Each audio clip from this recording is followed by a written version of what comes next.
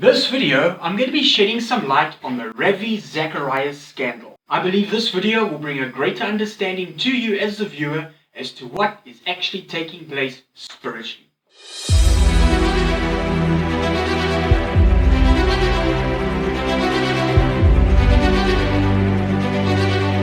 Welcome back to another video. I'm Mark. I share biblical truths that can change your life. I just want to read a quick piece that I pulled off the Ravi Zacharias website, ministry's website, and I'm not going to go into detail on the whole report. It's a 13-page report. You can go and check it out on the Ravi Zacharias ministry's website. But this is a small piece I pulled off, and it says, "We are devastated by what the investigation has shown and are filled with sorrow for the women who were hurt by this terrible abuse." So this is not just some scandalous person trying to get back at this man. The evidence is out there. The ministry themselves have put out the final report saying this is actually, in fact, what took place. Behind me on the board here, I basically want to lay out 3 levels of what I believe has actually been happening with the church as we have entered into the next phase of the ecclesia, the called out ones, the church on the earth. So behind me on the board here, I've written level 1, level 2, level 3. And I really believe this is sort of an explanation of what I believe is taking place. And not so much with Ravi Zacharias, but you know, we hear and see a lot of well-respected ministers coming forth and being exposed, or not coming forth, but being exposed for sexual misconduct. We're not just talking about like a sexual act or an immoral act here and there. We're talking about a high-level sexual misconduct and perversion at another level from Christian ministers, and this is terrible. And like I say, I'm not here to point fingers, but I really believe that level 1, superficial Christianity exposed, is sort of one of the angles or answers that we can come up with and say, you know, let's review what's happening here. Let's try and understand, because there's something else happening here, something more than what meets the eye. We're missing something here.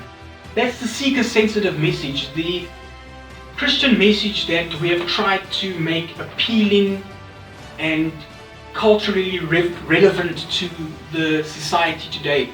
And it has cost us dearly as the church. It really has cost us dearly, because it's removed the reverential fear of God. It's deviated people from the Word of God, and it's tried to present an appealing message.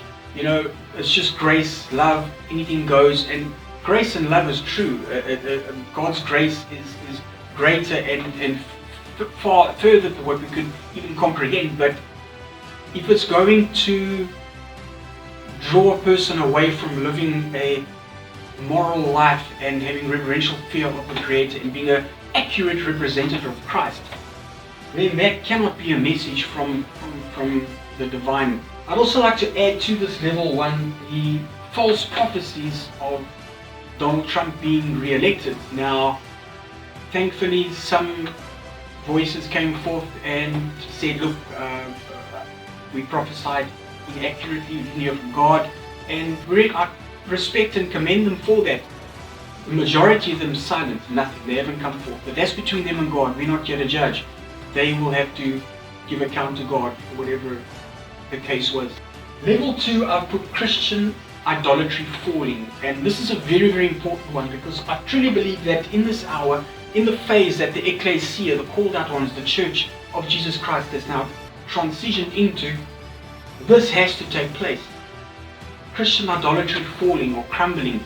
This is the age-old traditional way of going to church and idolizing the minister on the stage, the spotlights on them, or even the Christian band, the fancy rock star with a guitar, and basically just idolizing those that represent Christ. And we are so appreciative for them and those that have truly labored with integrity and truth, and we highly commend them, we appreciate them.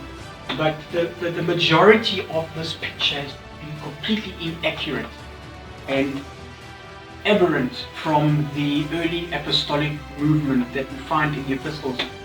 And God is literally pushing the church into the day of the saints, where it's every believer as a representative representing or being a representative of the kingdom, the Son of God's manifesting, being the hands and feet, the mouthpiece of Christ in the earth. And that is where we're moving to. Level 3, I put Baal worship, sun worship, god of fertility, Wicker Witchcraft. Now Wicca is it's very attractive and appealing to, actually, well, it's very big in the self-help industry, you know, the success gurus, because of its free spirituality approach, and teaches you and allows you how to create and how to create your future. Law of attraction has also got a lot of connections to that, which I'm not going to get into this. I'll never get into it in this video, but Wicca is a very subtle ploy of the enemy. It's not as blatant as your classic witchcraft, but very subtle, a mild version of witchcraft, also linked to the New Age movement. And Baal worship, sun worship, and the god of fertility. Now, Wicca has got links to the god of fertility because of its sexual, ritualistic practices that are performed. This is what takes me to Ezekiel chapter 8, verse 14. Then he brought me to the door of the gate. Now this is the Lord giving the prophet Ezekiel supernatural insight into what was taking place in the temple of the nation of Israel. So verse 14, he says, Then he brought me to the door of the gate of the Lord's house, which was toward the north, and behold, there sat women weeping for Tammuz. Now, who's this Tammuz? Women weeping for Tammuz, who is a Mesopotamian god of fertility that they were worshipping, and there were these sexual rituals that were taking place. So now you begin to get a clearer understanding of what is actually taking place here. Like I mentioned before, there's something deeper going on behind the scenes here. Why are so many ministers coming out and being exposed for not just a sexual act here and there? We're talking about vile, horrendous sexual perversion and misconduct. So there's something else going on behind the scenes here. And yes, we know it can only be demonically inspired or induced. But there's something else. There's a greater intention of the enemy here. And I believe that Ezekiel chapter 8 gives us the answer. And I believe this is also sort of the answer towards what happened, might have happened with Ravi Zacharias. And these women were weeping for the god of fertility. And Wicca's got its links to that. Witchcraft has it. Sun worship, Baal worship. And I really believe this is what is taking place. And we've reached a phase in Christianity where we need to get back to the Word of God.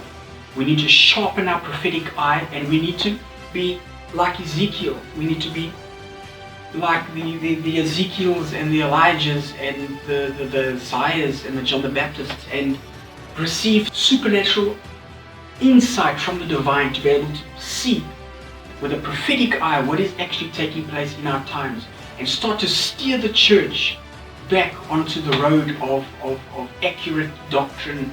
And when I speak about accurate doctrine, I'm not talking about religious doctrinal duties and practices. I'm talking about doctrine that brings power, the doctrine of the apostles, the message of Christ and Him crucified and Him resurrected and risen and then ascended on high, and sprinkling His blood on the mercy seat and coming back down and saying, all things have been given unto me, and now go out into the world and be representatives of me. I hope you enjoyed this video. If you did, please hit the subscribe button below and also leave a comment, and I'll see you in the next video.